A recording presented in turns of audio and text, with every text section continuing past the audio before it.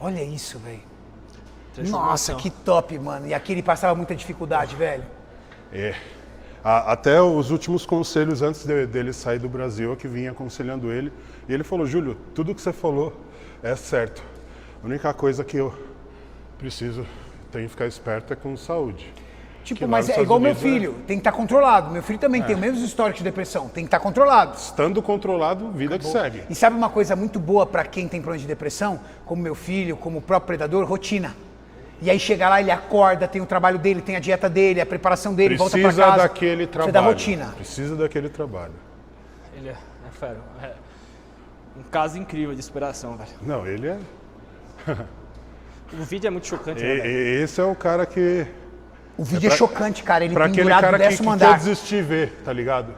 E ele- assistir a volta por cima. E o mais foda é que ele se arrepende, né? E depois não consegue voltar, né? É foda aquele vídeo. Pesado.